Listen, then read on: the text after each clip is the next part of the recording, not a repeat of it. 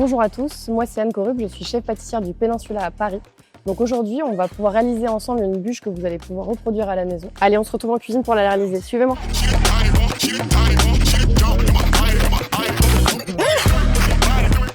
Donc on va commencer la première étape de cette bûche. Donc on part sur l'élément de décor qui est la gavotte chocolat. Pour ce faire, on a besoin d'une casserole et d'un petit cul de poule. Donc on va y déposer les pistoles de chocolat noir, le beurre, un petit peu de sel et de l'eau qu'on va tout simplement venir porter à ébullition. Pendant ce temps, je vais pouvoir mélanger dans mon cul de poule. Donc on a du sucre glace, donc c'est bien de le tamiser un petit peu au préalable. Ensuite, on ajoute de la farine, donc farine blanche de préférence, de la T55 ou T45, ce que vous avez à la maison. On va y mettre du cacao poudre et des blancs d'œufs. Donc moi, je les ai au préalable clarifiés. Et tout ça, on va venir le mélanger avec un petit fouet.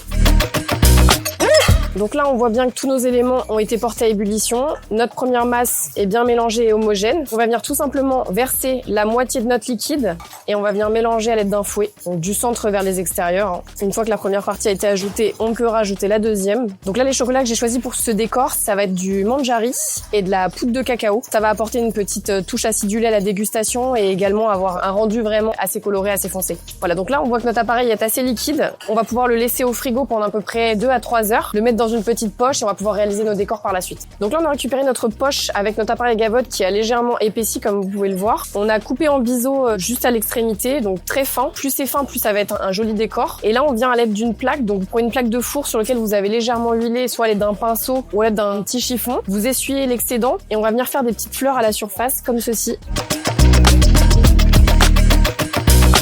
Et donc là, l'idée, c'est que vous avez préchauffé votre four, donc à peu près entre 160 et 180 degrés, et vous les mettez à peu près 7 à 10 minutes, jusqu'à avoir la surface de la gavotte complètement sèche. Donc là, j'ai dû sortir mes gavottes du four. Ce qui est super important, c'est que la plaque est encore chaude, mais je vais devoir aller assez rapidement pour les former. Donc on va prendre directement nos petites gavottes, et on va venir faire des petites boules. Donc là, on laisse totalement refroidir la gavotte. Là, vous voyez qu'elle a complètement durci, donc elle devient complètement rigide et craquante. Donc c'est un décor qui est quand même assez fragile. Donc là, on va les laisser reposer. Et on va les mettre dans une petite boîte à l'abri de l'humidité. Là, on va s'attaquer au biscuit croustillant qui sert de base sur la bûche et qui va apporter la gourmandise à la dégustation. C'est très simple, on va avoir besoin de gianduja, de croustillant, donc de praliné craquant, noisette, amande. On a également notre chocolat noir, donc là j'ai utilisé du manjari. Là on a également de la gavotte avec un petit peu de fleur de sel. Et là nous avons des noisettes qu'on a torréfiées. Moi je les mets au four à 150 degrés pendant à peu près 20 minutes au préalable.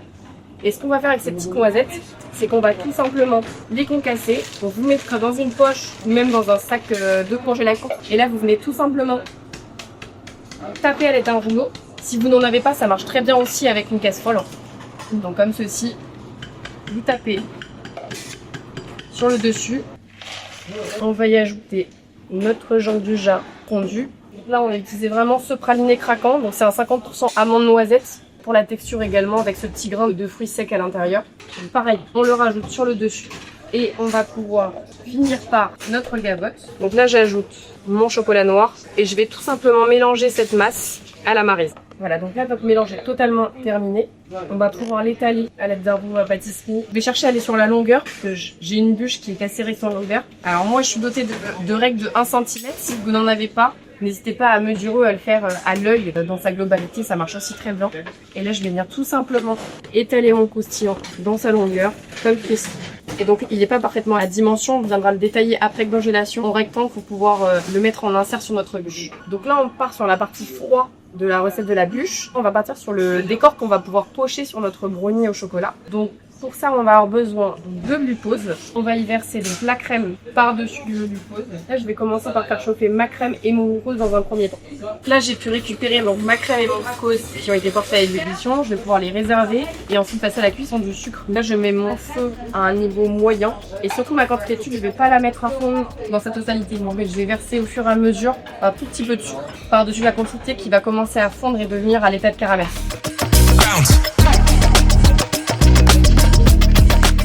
Là, je peux y déposer mes morceaux de beurre et je vais tout simplement commencer. Voilà, donc on voit le beurre fondre à la surface.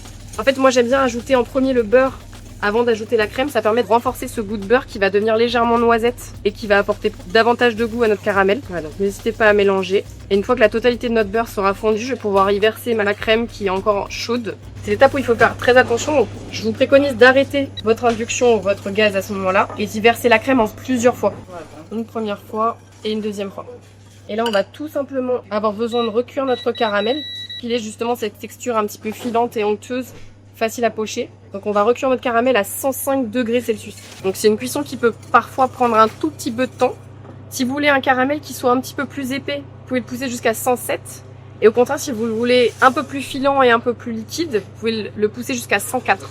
Voilà, donc là, on est arrivé à nos 105 degrés. Là, on va stopper notre cuisson de sucre et on va tout simplement, à la fin, venir y ajouter notre fleur de sel. Parce que je trouve que la pointe de fleur de sel à la fin d'un caramel, ça donne vraiment tout son intérêt. Donc, on va venir tout simplement le mélanger comme ceci. Et on va laisser refroidir donc, dans la casserole et on va pouvoir le mettre en poche une fois qu'il sera aux alentours de 30-40 degrés. Donc là, on va passer à l'étape du biscuit brownie aux noix. On a besoin d'une cuve de batteur. Si jamais vous avez un batteur manuel électrique à la maison, vous pouvez l'utiliser, ça marche très bien également. Donc je vous conseille de commencer de mettre les jaunes d'œufs dans un petit moule.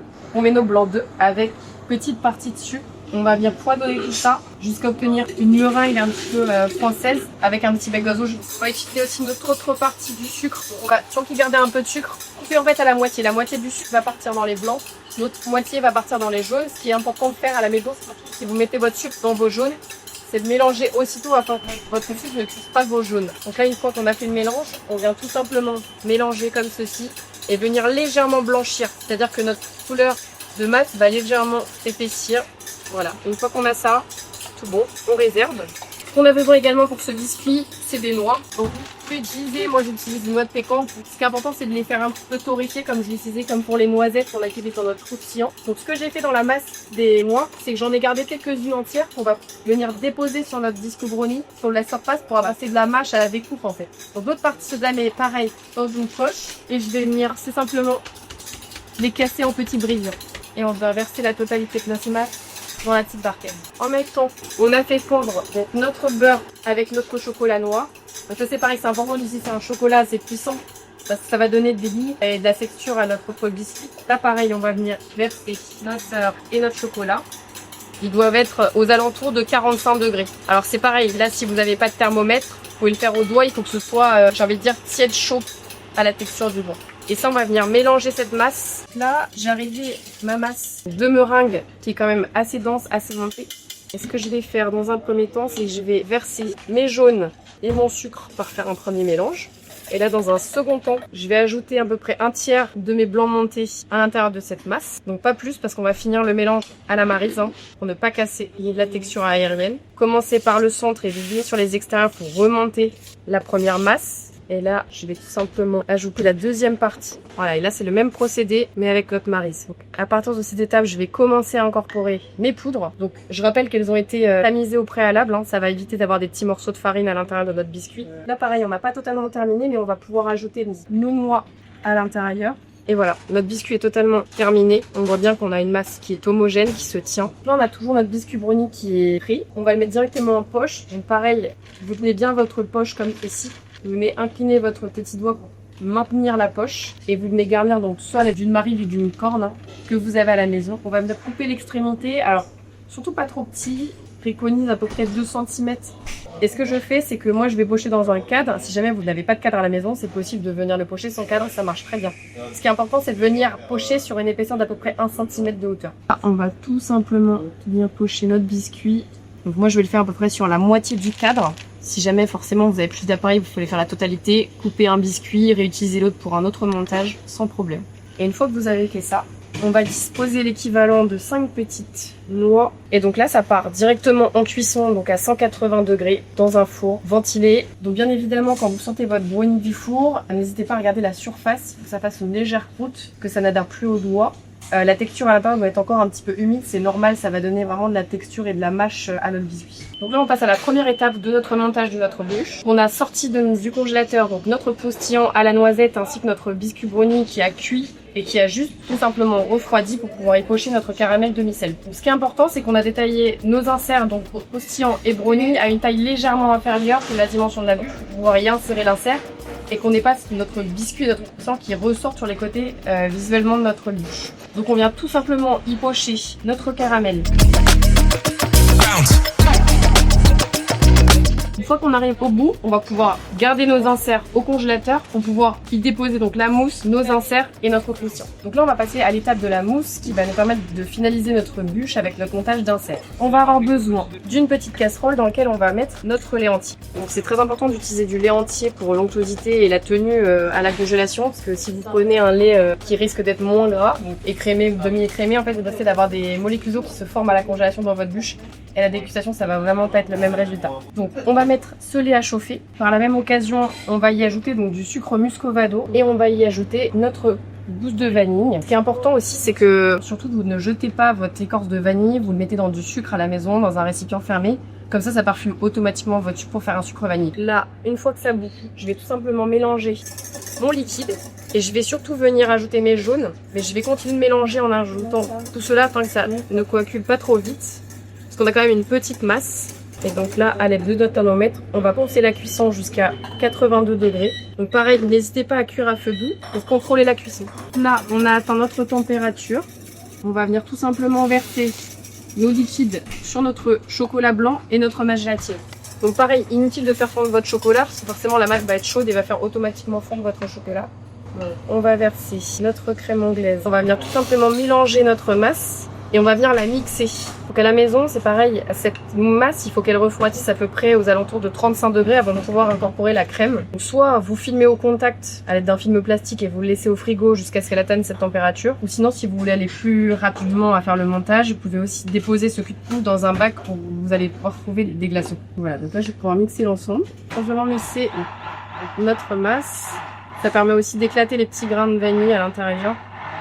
Et voilà, là c'est terminé. Là on peut voir que mon anglaise a refroidi légèrement, donc je vais venir la verser de moitié dans ma crème montée. Donc c'est pareil, c'est une crème montée qui a été montée mais pas pour ne pas qu'à ressortir ce côté gras de la crème pour étendre vers le beurre. Donc on va venir tout simplement mettre un fond de mousse à l'intérieur de notre bûche, comme ceci. On va venir dans un premier temps venir déposer l'insert de biscuit brownie. Donc on va retourner dans le sens caramel vers le haut de la bûche. On va redéposer une fine couche de mousse comme ceci. Et donc, on va pas jusqu'à la fin, volontairement, pour pouvoir y déposer notre biscuit croustillant. Hop, sur le dessus. Et ça part directement au congélateur. La réalisation de notre glaçage lacté à la noisette. Donc ça, c'est à la fois un glaçage miroir que vous allez pouvoir utiliser à peu près à 29 degrés. Donc à réaliser la veille et à utiliser le lendemain sur une bûche qui est bien évidemment congelée. Et surtout, en fait, l'intérêt de ce glaçage, c'est qu'il a un intérêt également gustatif, puisque vous allez ressentir le goût de la noisette à travers la couleur du chocolat.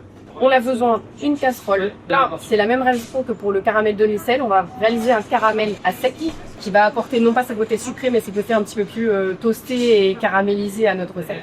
On va dans un premier temps réunir dans une autre casserole notre crème. On a une base d'eau. Et on a également fait un sirop à 30. Là, il va tout simplement être mis à chauffer dans la même masse que la crème. Et donc ce premier mélange, on va le mettre à chauffer sans le faire réduire aussi. Très important de garder ce taux d'eau, d'humidité dans nos glaçages. Et une fois que tous ces liquides seront portés à ébullition, on va commencer notre caramel à sec. Donc, dans un second temps, on va pouvoir aussi mélanger dans notre cube pourri. Donc on a utilisé du chocolat Juvara. On y ajoute notre mâche gélatine et notre Jean-Dujas. Donc pareil, inutile de mettre à chauffer au chocolat, à les faire fondre. En fait, la chaleur du liquide et du caramel décuit va venir faire fondre toutes vos pistoles. Voilà, donc tous nos liquides ont totalement fondu. Et là, on va procéder au caramel. Là, c'est le même procédé que pour le caramel demi-sel. On commence par un tout petit peu de sucre à la surface. Donc là, on a notre sucre qui commence à fondre. Là, on peut ajouter notre deuxième partie de sucre. L'intérêt d'ajouter un caramel dans notre glaçage miroir, c'est vraiment d'une part pour y apporter de la coloration, d'autre part pour y ajouter une note un petit peu plus ambrée et un gustatif beaucoup plus travaillé qu'un glaçage miroir classique où on aurait juste le goût du chocolat et du lait. Là, on a vraiment cette touche un petit peu plus caramélisée qui rappelle nos fruits secs à l'intérieur de notre gâteau. Ouais. Donc là, on arrive sur une couleur de caramel blond doré. Vérifiez aussi toujours que notre liquide soit bien chaud. Là, on voit qu'il est toujours à bonne température. Et on va venir décuire notre caramel avec ces liquides. Alors, on voit que la texture, elle est bonne au niveau de notre caramel, parce qu'on voit, en fait, si on voit des petits grains de sucre, voilà, on peut s'aider d'un fouet, d'une spatule, d'une maris, comme vous souhaitez. En fait, si on voit des petits grains blancs à l'intérieur de notre caramel, on voit que le sucre n'est pas totalement fondu, donc il faut passer cette étape pour valider la cuisson par les liquides. Là, on voit nos premières bulles à la surface de notre caramel. On va venir décuire, bien faire attention aux projections. Là, je reprends la cuisson afin de faire fondre la totalité de mon caramel dans ma crème. Là, on peut voir que notre sucre est totalement dissous dans nos liquides. On a une jolie couleur caramel. Et là, on va venir tout simplement verser notre liquide chaud sur nos couvertures. Alors en fait je verse en 2 fois pour créer comme une sorte d'émulsion, comme on pourrait faire avec une ganache. Donc comme ça je laisse le temps au pistol de fondre. Et ce qui est super important aussi, c'est de pouvoir utiliser donc un bas mix que je vous recommande notamment dans la recette de ce glaçage, pour pouvoir avoir quelque chose de très lisse, pour éviter d'avoir le moindre grain de chocolat qui n'aurait pas fondu sur le dessus de votre gâteau. On va verser notre deuxième partie et on va tout simplement terminer par mixer notre glaçage. Là, on va passer sur l'étape où on va glacer notre bûche. Donc, j'ai ressorti mon glaçage que j'ai mis à fondre au micro-ondes. Là, j'ai pris la température. On est aux alentours de 28-29. Donc, ce que je vais faire, c'est que je vais bien mixer afin d'enlever le maximum de bulles présentes à l'intérieur. Là, ce qui est super important, donc vous avez vu, j'ai un récipient qui est quand même assez haut. Et en fait, je vais venir simplement incliner mon mixeur pour faire remonter ma masse et vérifier qu'on n'ait vraiment pas de bulles d'air à l'intérieur. Donc, à la maison, prenez votre grille du four. Ça marche très bien. Si vraiment vous n'en avez pas, n'hésitez pas à superposer votre bûche, par exemple sur 2 verres un petit peu en lévitation, de façon à la stabiliser pour pouvoir glacer sur le dessus. Voilà, donc là ce qu'on va faire, on va tout simplement verser donc notre glaçage qui est à 29 degrés tout autour. Donc, ce que je vais faire, je vous recommande de commencer par tous les côtés, afin d'éviter d'avoir une partie qui soit apparente et sans glaçage, et de terminer par le haut. Et ensuite vous déposez votre glaçage et vous allez tapoter la grille par-dessus.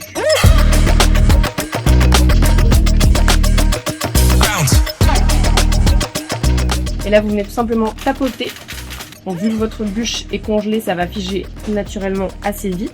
Ce qu'on va faire, c'est qu'on va venir tout simplement passer donc notre couteau ou notre spatule sous cette bûche. On va venir la récupérer sur le dessous. Et là, n'hésitez pas à donner un léger petit coup de spatule pour retirer l'excédent. Et là, on va venir finir avec notre gruet. Donc, je vais prendre dans la main un tout petit peu de gruet et je vais venir tout simplement le déposer sur la base. Donc vous pouvez remonter pour en haut. Hein. On va venir légèrement tourner la bûche. On va terminer de l'autre côté. On va récupérer notre spatule. On va venir tout simplement déposer notre bûche sur une jolie assiette de présentation. Et donc là, on est sur l'étape finale de notre bûche. Ce qu'on va prendre, c'est que moi j'aime bien avoir des petites paillettes un petit peu dorées. Si vous préférez argenter, vous pouvez changer. Si vous avez par exemple des petites paillettes avec une forme d'étoile, n'hésitez pas à faire selon vos envies. Et ce qu'on va faire, c'est qu'on va venir en déposer légèrement sur la longueur. Et on va venir déposer donc nos petites gavottes de part et d'autre de la bûche. Soyez très délicat sur cette étape de chaque côté du montage. Et notre bûche est totalement terminée. Voilà, donc la recette est finie. J'espère que je vous ai donné envie de la réaliser à la maison. En tout cas, passez de très joyeuses fêtes de fin d'année et n'hésitez pas à donner vos retours.